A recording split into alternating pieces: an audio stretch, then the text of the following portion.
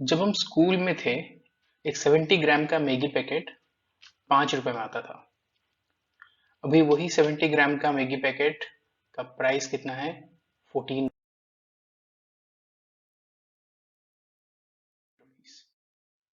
अभी ये जो प्राइस इंक्रीज होता है ओवर द इयर्स, जैसे कि 2010 से लेके 2022, ये जो प्राइस इंक्रीज हुआ इसे हम क्या कहते हैं? इन्फ्लेशन। कॉन्सेप्ट्स पढ़ाएंगे, सबको सिखाएंगे। आज इसका टॉपिक है इन्फ्लेशन। जैसे कि आपको पता होगा, over the last few days हम आपके लिए बहुत सारे कॉन्सेप्चुअल टॉपिक्स लेके आ रहे हैं। तो आज हम देखेंगे इन्फ्लेशन, इसका इम्पैक्ट क्या है एंड इसका रीजंस क्या है। अगर अभी तक आपने हमारे चैनल को सब्सक्राइब नहीं किया है तो please subscribe and press the bell icon. ऐसे बहुत सारे यूजफुल वीडियोस आपके लिए हम लाएंगे, उसका नोटिफिकेशन आपको मिल जाएगा। अगर आपका कोई भी क्वेरी है with related to examination, hello@iexambit.com पे आप हमें मेल कर सकते हो। iexambit.com विजिट करके हमारे कोर्सेज के बारे में ज्यादा जानकारी ले सकते हो। पहले हम समझ लेते हैं इसका डेफिनेशन क्या है। So inflation is a general rise in the price level of an economy over a period of time। मतलब कोई भी चीजों का over the period of time price increase होता है तो उसे हम कहते हैं इन्फ्लेशन। यहाँ पे दो चीजों को आपको बहुत अच्छे से समझना होगा। एक है, ये जो प्राइस राइज है that should be gradual. Gradual मतलब धीरे धीरे धीरे धीरे बढ़ना चाहिए। ओवरनाइट प्राइस राइज को हम इन्फ्लेशन नहीं कहेंगे। मतलब अगर आज आप पेट्रोल का प्राइस 15 रुपीज है, कल सुबह उठ के देख रहे हो 17 रुपीज हो गया, इसे हम इन्फ्लेशन नहीं कहेंगे। ओवर द नाइट कितने भी कोई भी वजह से ओवरनाइट इंक्रीज हो सकता है।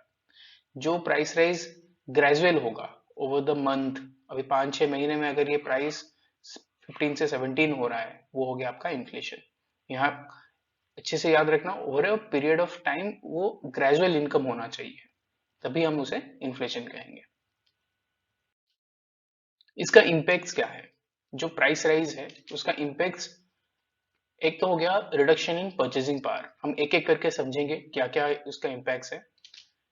फिर दूसरा इम्पैक्ट हो गया increase cost of living. Cost of living जो होता है वो इंक्रीज हो जाता है एंड इट एनकरेजेस इन्वेस्टिंग। तो ये मेजर 3 इम्पैक्ट्स हैं इन्फ्लेशन का। तो हम एक एक करके हर एक पॉइंट को देखते हैं। रिडक्शन इन परचेसिंग पावर, अभी इसको समझते हैं ये क्या है। एक एग्जांपल से समझने की कोशिश करते हैं। अगर 2012 में इस 100 रुपीज में आप 3 पैकेट मैगी ले सकते थे, एक एग्जाम्पल है। लेकिन अभी 2022 में क्या हो रहा है, आप वही 100 रुपीज में बस 2 पैकेट मैगी ला रहे हो। जो आपके पास पैसा है वो तो 100 रुपीज ही है दोनों दोनों ईयर्स में। लेकिन अभी आप यहाँ पे देख रहे हो कि आप 3 पैकेट्स ले पा रहे हो, अभी यहाँ पे 2 पैकेट्स ले पा रहे हो। तो ओवरऑल जो 100 रुपीज का वैल्यू है वो क्या हो रहा है? डिक्रीज हो रहा है। 100 रुपीज का वैल्यू क्या हो रहा है? डिक्रीज हो रहा है। और एक एग्जांपल से समझते हैं। आपको पता होगा जब हमारे पेरेंट्स बात करते हैं क्या बोलते हैं? पहले क्या होता था, 10 रुपीज में आपको पेट्रोल मिल जाता था। उनके बचपन में 10-12 रुपए में पेट्रोल पर लीटर मिल जाता था। तो उनके पास जब 100 रुपीज हुआ करता था तो वो कितना लीटर्स भर सकते थे? 10 लीटर्स पेट्रोल भर सकते थे तब के टाइम में। अभी क्या हो रहा है?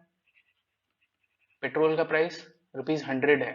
तो अगर आपके पास अभी 100 रुपीज है तो आप कितना भर सकते हो? Only 1 litre. तो यहाँ पे देख रहे हो ये डिफरेंस, यही है reduction in purchasing power of money. वही 100 रुपीज है लेकिन उसका जो पावर है मार्केट में, इकोनॉमी में, वो घट गया।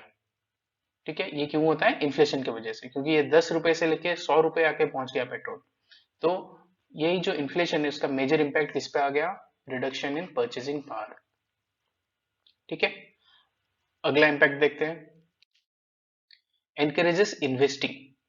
अभी हमने देखा इन्फ्लेशन की वजह से क्या होता है, जो रुपीज है उसका वैल्यू गिर गया। तो अभी एक इंस्टेंस मान के चलो, अगर आप एक इंसान हो, आपका हर मंथ खर्चे के बाद सैलरी आ जाता है, उसके घर का जो भी खर्चा है उसके बाद आपके पास 5,000 रुपए बचते हैं। अभी देख रहे हो कि मार्केट में बहुत इन्फ्लेशन है, तो ऑब्वियसली जो वैल्यू है रुपीस का वो धीरे धीरे घट रहा है।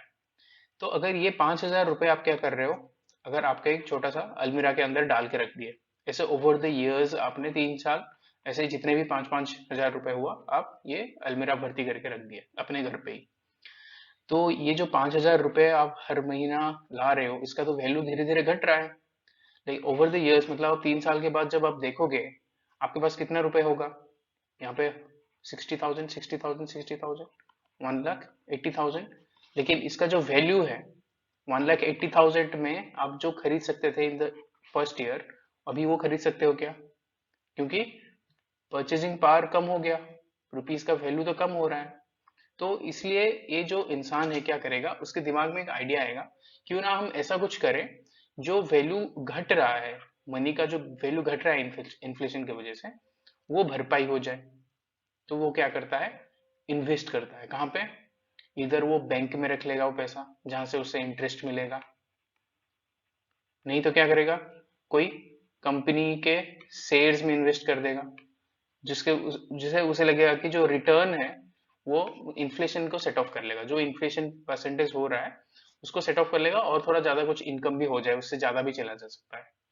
तो ये क्या होता है, जो इन्फ्लेशन है वो अल्टीमेटली जो आम आदमी है उसे एनकरेज करता है कि आप इन्वेस्ट करो, घर पे ऐसा पैसा डाल के मत रखो, क्योंकि at the end of the day आपका जो मनी का वैल्यू है वो घट रहा है। तो आपको क्या करना है, इन्वेस्ट करना है। अभी नेक्स्ट देखते हैं, कॉस्ट ऑफ लिविंग बढ़ जाता है। ये तो, इसमें इतना कोई रॉकेट साइंस नहीं है। कॉस्ट ऑफ लिविंग क्या है, एक इंसान को एक प्लेस में रहने के लिए, suppose you are this person, आपका अभी नया जॉब मिल गया न्यू दिल्ली में, तो दिल्ली में रहने के लिए आपको कुछ कुछ तो खर्चा करना पड़ेगा। जैसे कि आपको घर लेना है रेंट पे, और मेट्रो में ट्रांसपोर्टेशन का खर्चा है, फिर फूड का खर्चा है, फिर एंटरटेनमेंट का खर्चा है। ये सारा आपका क्या हो गया, कॉस्ट ऑफ लिविंग। मतलब बेसिक मतलब एक दिल्ली में रहने लायक खर्चा करोगे जब, ये आपका कॉस्ट ऑफ लिविंग हो गया, घर का खर्चा, फूड, ट्रांसपोर्टेशन एंड एंटरटेनमेंट। ये जो कॉस्ट ऑफ लिविंग है इन्फ्लेशन की वजह से इंक्रीज हो जाता है। कैसे? जब इन्फ्लेशन होता है एक ही चीज का तो प्राइस नहीं बढ़ता है, फूड का बढ़ गया, ट्रांसपोर्टेशन का बढ़ गया, मेट्रो का फेयर बढ़ गया, एंटरटेनमेंट जहाँ मूवीज देख रहे हो कुछ कर रहे हो वो भी प्राइस टिकट इंक्रीज कर दिए, जो जहाँ जिस घर पे रह रहे हो वहां पे भी रेंट इंक्रीज हो गया। तो अल्टीमेटली क्या होता है, कॉस्ट ऑफ लिविंग इंक्रीज हो जाता है। लेकिन ये इतना प्रेशर नहीं करता है, क्यों? क्योंकि उसके साथ साथ आपका सैलरी भी इंक्रीज होता रहता है। अभी मान के चलो ओवर द इयर्स आप यहाँ पे 3 साल काम कर रहे हो, आपका सैलरी इंक्रीज नहीं हुआ, आपका सैलरी 50,000 फर्स्ट ईयर में भी था, सेकेंड ईयर में भी था, थर्ड ईयर में भी है। अभी देख रहे हो 50,000 आपका सैलरी है, लेकिन अभी देखो 3 साल में सब कुछ इंक्रीज हो गया है। जहाँ पे आप 7,000 देके रेंट पे घर पे रह रहे थे वो अभी 12,000 हो गया है, और फूड वूड सब पे आपका ज्यादा खर्चा हो रहा है। तो इस ऐसे एक वर्षन के लिए इन्फ्लेशन बहुत ही ज्यादा हार्मफुल होगा। तो यहाँ पे आप एग्जाम्पल से समझ सकते हो, जो पोरेस्ट ऑफ द पोर होते हैं सोसाइटी में, तो इन्फ्लेशन सबसे ज्यादा उनको इम्पैक्ट करता है। तो हमने देखा कॉस्ट ऑफ लिविंग इंक्रीज होने से क्या होता है, जो मिडिल क्लास है, नहीं तो पोरेस्ट ऑफ द पोर है, उनके ऊपर सबसे ज्यादा इम्पैक्ट आ जाता है। अभी हम देख लेते हैं क्या रीजंस हैं इन्फ्लेशन का। तीन मेजर रीजंस हैं, एक हो गया आपका डिमांड पुल इन्फ्लेशन, और एक हो गया कॉस्ट पुश इन्फ्लेशन, और एक हो गया एक्सेस सर्कुलेशन ऑफ मनी। तो एक एक करके समझते हैं, डिमांड पुल इन्फ्लेशन क्या है, ये क्यों होता है ऐसा इन्फ्लेशन, कॉस्ट पुश क्या है, and excess circulation of money से कैसा इन्फ्लेशन होता है। अभी देखते हैं डिमांड पुल इन्फ्लेशन। एक एग्जांपल से इसे भी समझते हैं। अगर यहाँ पे आप देख रहे हो 3 लोग हैं, तो अभी मार्केट में क्या है, ये एक गांव में रहते हैं और गांव में एक दुकान है, और यहाँ पे बस एक बोरिया चावल मिलता है, ठीक है। There is one sack of rice for this whole village, जहाँ पे there are only 3 people residing. अभी अचानक से क्या होता है, उस गांव में 2 लोग और आके ऐड हो जाते हैं, लेकिन the available rice is the same. यहाँ पे आप देख रहे हो सेम एक बोरिया ही राइस है। अभी जो दुकानदार है वो क्या करेगा, देखिएगा 3 लोगों में तो ये बट जाता था, अभी 5 लोग हैं, तो ऑब्वियसली 5 लोग इतना तो इतने में से अपना गुजारा नहीं कर सकते हैं। अगर अभी वो दुकानदार क्या करेगा, अभी ये बोलेगा जो मुझे सबसे ज्यादा प्राइस, जो 3 लोग मुझे सबसे ज्यादा प्राइस देंगे उन्हीं को मैं चावल दूंगा। तो अर्लियर अगर ये 50 रुपए में बेचता था, अभी वो एक टाइप का नीलामी लगाएगा कि नहीं, अभी वो 3 लोग मैं 60 रुपए में बेचूंगा। तो शायद अभी ये देखो, ये 4 लोग राजी हो गए, तो वो फिर से इंक्रीज करके 70 रुपए कर दिया। तो अभी now this 3 people are agreed कि हाँ, हम 70 रुपए में भी ये चावल खरीदेंगे। यही होता है demand pull inflation, when there is excess of demand in the market but the supply is constant. तो वहां पे क्या होता है, ultimately this leads to price increase. अभी देखते हैं कॉस्ट पुश इन्फ्लेशन। इसे भी एक एग्जांपल से समझते हैं। सपोज एक कार फैक्ट्री है, तो वहां पे क्या है, वहां पे कार में आपको टायर्स यूज होते हैं। ये जो टायर्स हैं, अचानक से क्या हुआ, ये टायर्स का प्राइस इंक्रीज हो गया। और जो लेबर्स काम करते थे, जो इंजीनियर्स काम करते थे, वो क्या किए, अपना वेजेस भी बढ़ाने का मांग कर लिए कि हमारा वेजेस बढ़ा दो। तभी अल्टीमेटली क्या होता है, जब आपका कार मैन्युफैक्चर हो जाता है, ये सबका प्राइस जुड़ के ही कार का प्राइस आता है। Suppose this car is at 1 crore, Lamborghini है। तो यहाँ पे आप देख रहे हो कि प्राइस टायर्स का भी इंक्रीज हो गया, जो इंजीनियर्स हैं वो भी ज्यादा पैसा ले रहे हैं। तो अभी अल्टीमेटली कार का प्राइस क्या हो जाएगा, 1.5 करोड़ एग्जाम्पल। ये जो प्राइस इंक्रीज हुआ ना, वो क्या हो गया आपका कॉस्ट पुश इन्फ्लेशन। मतलब जो प्रोसेस में एक चीज को मिलने के लिए जो प्रोसेस होता है, प्रोसेस के बीच में अगर प्राइस इंक्रीज होता है, वो हो गया आपका कॉस्ट पुश इन्फ्लेशन। एक बढ़िया सा एग्जांपल से हम समझते हैं कि जब आपका बस के फेयर्स वगैरह इंक्रीज होते हैं, आपको पता होगा बस फेयर्स इंक्रीज करते हैं, किस क्यों इंक्रीज करते हैं, मेजरली इंक्रीज होता है पेट्रोल प्राइस के ऊपर। अगर पेट्रोल का प्राइस इंक्रीज होता है, तो ultimately that results into the increase of bus का फेयर। तो ये हो गया आपका कॉस्ट पुश इन्फ्लेशन। फिर next is excess circulation of money. Excess circulation of money क्या है, सपोज अभी लोगों के पास क्या है, जितने भी सपोज आपके एक एग्जांपल से समझते हैं, 5 लोग हैं, उनके पास अभी 100 रुपीज ईच है, मतलब 500 रुपीज है। अभी जो मार्केट में जो चीजें हैं, सपोज एक टीवी है, टीवी सेट है, तो उसका प्राइस भी अभी कितना है, आप मान के चलो 80 रुपए है। तो अभी all this five people are capable to purchase this TV, no doubt.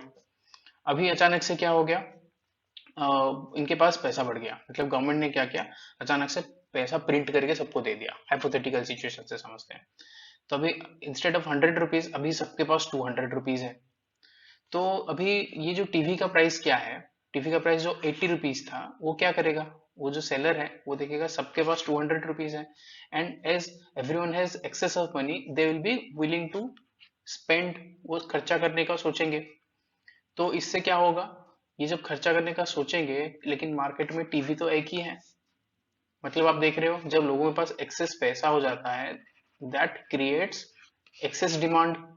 Excess demand से क्या होता है, हमने ऑलरेडी देख रखा है, डिमांड पुल इन्फ्लेशन। जब डिमांड हो जाए, मतलब लोगों के पास जब ज्यादा पैसा हो गया और लोग क्या कर रहे हैं, ज्यादा खर्चा कर रहे हैं, तो ultimately that results into the price increase. समझ पा रहे हो, लोगों के पास अचानक से ज्यादा पैसा आ गया, लेकिन जो सप्लाई ऑफ गुड्स है वो सेम है, तो that results to demand pull inflation. excess of circulation money ultimately leads to price increase या inflation।